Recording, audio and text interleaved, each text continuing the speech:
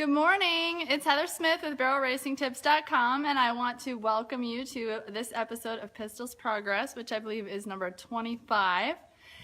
We just finished with our ride again. Pistol is hanging out on the hot walker.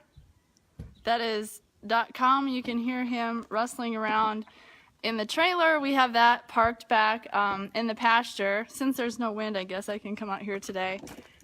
We have the trailer parked in the pasture, so .com can enter and exit as he pleases and eat his morning breakfast in the trailer, which is just something. He didn't necessarily come to us with a whole lot of confidence with hauling. He never hesitated to load, and we worked a lot with him on developing confidence with his feet and so forth.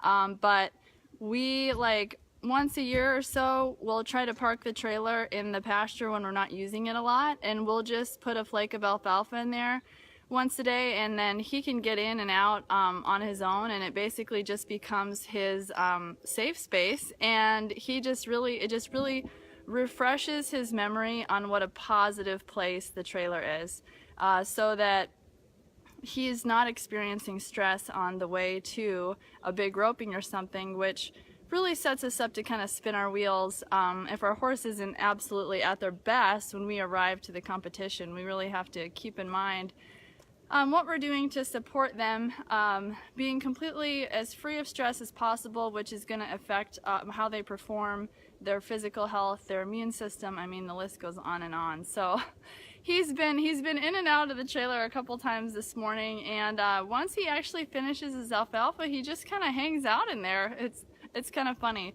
So I just finished Pistol's ride. I'll tell you a little bit about it, and then I wanted to specifically talk about overcoming discouragement or obstacles and challenges, which we all run into at some point. I have hit a little bit of a plateau. I've mentioned that I'm in these unique sort of circumstances where I don't have super high pressure goals because with Pistol necessarily. I have a race planned for September 1st for him to be ready to compete by, but our number one priority is getting our arena redone. So what I'm doing with him is a little bit secondary. His schedule is just kind of light. I'm kind of doing the minimum to get him in shape and to safely compete. You can see, I don't know if you can tell, but this is our arena kind of at its best, and it is mostly clay, it is full of clods, it is full of rocks, and it's a huge investment to have something like that completely redone. So basically I've kind of hit a plateau where I've been making some tweaks, or I've gotten to where I need to start upping the intensity of Pistol's workouts, and I haven't quite felt physically he's quite where he needs to be in order to really deliver what I'm asking for and doing it with quality, which essentially comes down to right now just doing more dynamic, smaller circles around an actual barrel. And so I can just still feel some restrictions with him physically. I've been making some tweaks and changes. But the thing of it is that we don't always see the results of those shifts that we're making immediately necessarily. Sometimes they take a week or two to really see a change. And so he has kind of flatlined, and he was kind of where he was at. I mean, we did do some more loping today, but I don't feel like we were a huge jump forward yet. And I was really reminded, actually before I go into what I was reminded of, I'll mention a couple things that came to mind to me today. So one of the things he's kind of having a hard time with is really feeling like he has the energy to deliver what I want. Now it's one thing, in order for a horse to really use good form and have momentum, they need to have powerful, strong forward movement. And obviously he's not a super high energy horse by nature. You know, it's very hot, and so I'm looking at needing to continue amping things up with his diet to make sure that he has the energy reserves to actually offer and deliver what I ask. And but another thing I thought about is that I've been using this Equiband system, which is a stretchy band that goes around his hindquarters, and it's really can do a lot of good for rehabilitation. And really what I'm looking for with him specifically is to really do a lot of good for his stifles. And I also have some cavalettis set up here in the arena, and I need to adjust those cavalettis because he tends to kind of, they're a little bit too adjusted too high, so he tends to kind of bang into them. So I'm gonna just elevate one side, and then I need to adjust the width of them. Like 4 feet apart is usually about average, but depending on your horse's size and their stride, like you and your goals, you may need to move them closer together or further apart. And so he tends to kind of tip the, knock the middle one, and so I really need to look at his movement and make adjustments there so that I can use those cavalettis even more and get even more benefit from it. And then, so what I was talking about with the equiband system is that there's basically a second saddle pad, a thin one that goes over my regular pad. So basically what's under my saddle is even thicker than normal. And I thought, you know what?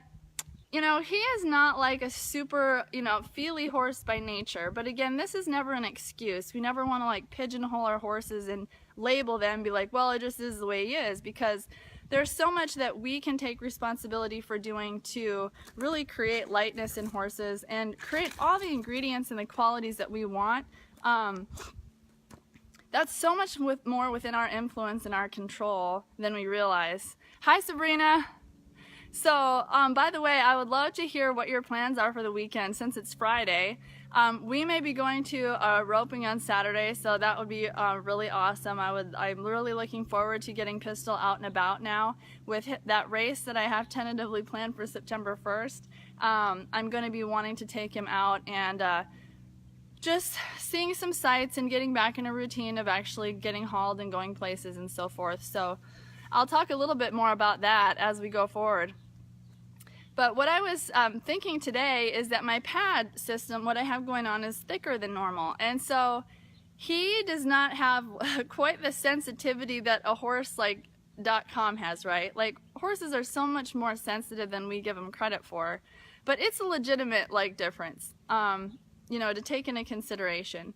And so I thought, I'm really working on my position, and I'm really working on his form and everything. I cannot have my resources also continuously encouraging him forward. Like, when I ask him to go, he needs to just keep going at the speed that I dictate, and then I need to have that maximum forward motion coming from behind in order for him to have the form that I want. And so if those elements aren't there, if his energy levels are not really very high, then I'm kind of playing a losing game. And so, but what I'm talking about is that communication from my seat through to his back and to his body, there's basically an even greater barrier there now with those two pads because I'm using that equicore system than there would be with just one pad. And I thought, if I really want to use my seat to communicate with him, it would be ideal to have one thinner pad. And the width of the thickness of the pad you use depends a lot upon your horse and your saddle and everything. But that's something I thought about, and I thought, well, I wonder, because I need to have that communication and that, so he can feel my energy, it's that subtle. And if there's something extra kind of in the way of that communication from my seat, then that's not helping us keep, with the forward motion. And I thought, well, how much is that inhibiting our communication, and how much is the equiband helping, his movement? So I'm like, that's something to think about.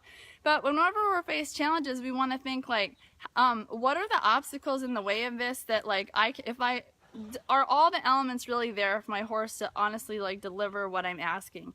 And if they're not, we have to be honest about making whatever changes are necessary.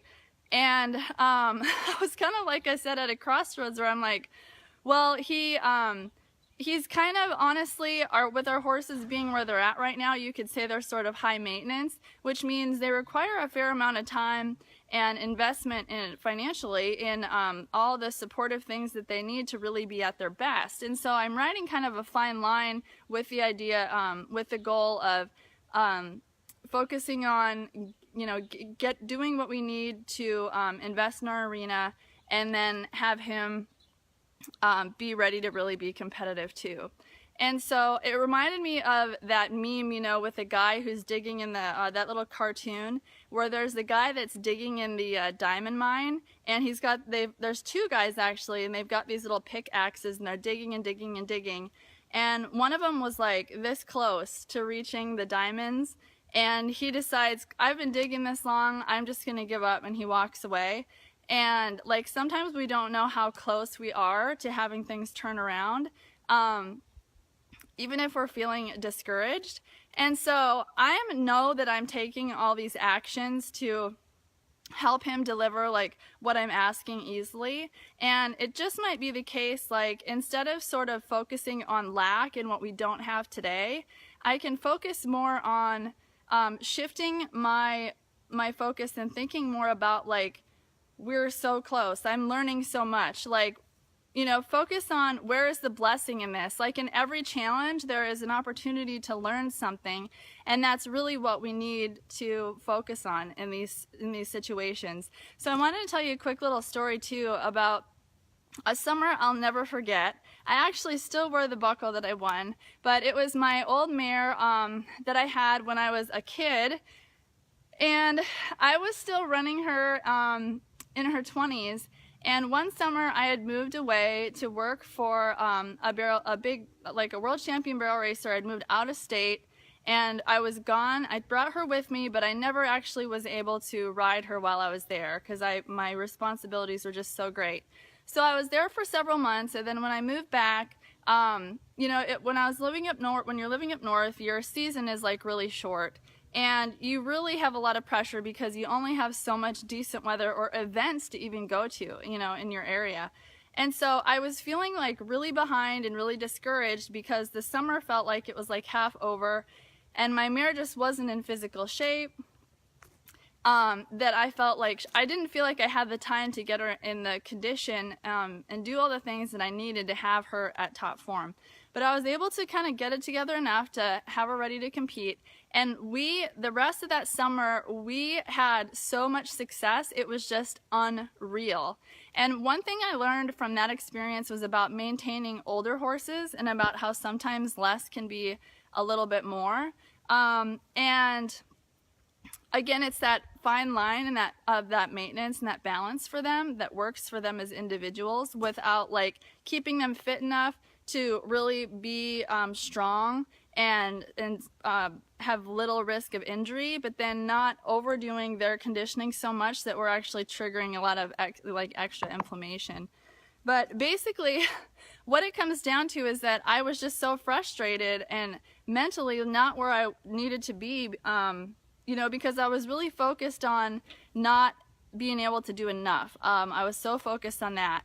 And then I was so pleasantly surprised that that season ended up turning out to be so incredibly successful for us, like more than I could have ever imagined. And so that was really amazing. And I just reminded myself of that in this position where just when you think that what you have going isn't going to be enough and that you're running out of time to reach your goal, and you know what it takes, like you've been down that road enough to know like I need to have my horse at this point to have them ready at this time, or it's going to take this much to get them prepared and really feel like we're there, and you feel like you don't have that to give or whatever. Again, I just want to focus or just offer the suggestion of like thinking outside the box and focusing on what you do have and what there is to learn from the situation. And if it's a position you've been in repetitively, how you can totally change it. So it's like, how can I either look at this differently or take myself out of this position completely so that this isn't a cycle that keeps repeating itself. So those are some of my thoughts for the day, and I'm really excited, like I said, to, I mean, I was like borderline, you know, kind of thinking about like, do I really want to keep going forward? But like I said, I have to take some of my own advice and really keep focusing on how close we are to have the elements that we need to really, really stay progressive. And in another day or two, like, everything that I feel could be totally different with him. So the thing I was going to mention, actually, if you pay really, really close attention to your horse, you will know, like, I know how he's feeling based on when I halter him, and that first step he takes when I go to lead him away, like, I can tell how he's feeling. Like, I know him that well, and I take the time to consciously analyze his movement and palpate all of his joints, palpate his back, and I just know him inside and out. And so I can definitely, like, feel a difference, and I have a really good idea of, like, I'm paying really close attention to things I'm tweaking and tuning and changing, whether in his diet, his joint support, the body work and therapy I'm doing, and then the results and then changing feedback that I'm getting from him. And so I think that's really critical for us to pay attention to. So, hi Sharon, hi Athena. Awesome to have you with me this morning. So again, the one other thing I wanted to mention. So this is just a little fun tip, something for you to try. If you have a horse that struggles a little bit with getting engaged in their hind end, you've often seen people that ride bridleless will use a little neck rope, like, around the base of their horse's neck. And you can put a neck rope on even when you're riding with a bridle, but I played with that just a little bit today. I plan to do some more in the future. But Pistol is taught to communicate. I can communicate with a neck rope with him. But one thing we can do, I've been, like, really keeping focus on keeping my chin up, my eyes up, my shoulders back, and my pelvis kind of tucked, and really being in my body what I want more of in his body. But one thing we can do to sort of help our horses learn to move and elevate their withers is just use that neck rope at the base of their neck, and then just kind of lift with it just a little bit, especially at, like, certain points in their stride.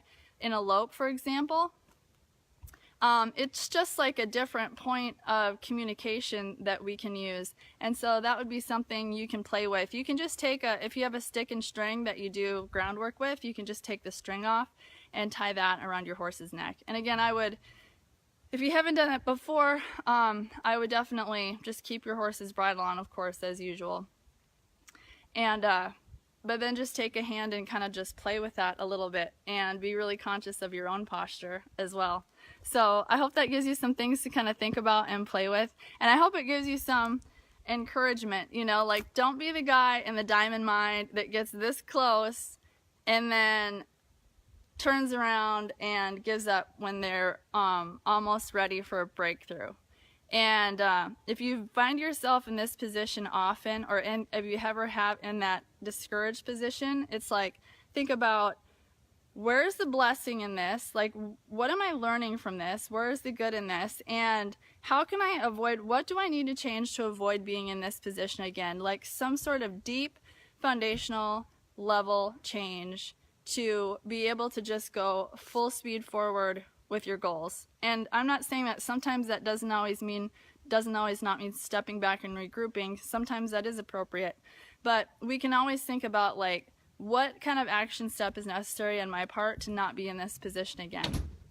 So, hope that gives you some value today. As always, it is a blast visiting with you. And I'll be sharing some fun stuff on my stories throughout the weekend. From here on out through the rest of the summer, things are really going to start picking up, and Craig and I are going to be pretty busy, so I'm looking forward to it. Hope you guys are having an awesome summer as well. And so I will be back live Monday morning at around 8:30 Central for Pistol's Progress, and I would love then to hear a report from the weekend from you, and then of course Q&A Tuesday. So, and again, if you'd ever like more resources from me, you're welcome to visit barrelracingtips.com, where all my books are available, as well as, I think it's like 175 articles and videos. So those are all access, and they're there for you anytime you could use some support. So I love being able to offer that to you. Hi, Katie. So I'm just signing off. So again, thank you so much for tuning in. And yeah, you're so welcome, Sharon. I enjoy sharing it. So thanks again for popping in, and I will see you again real soon.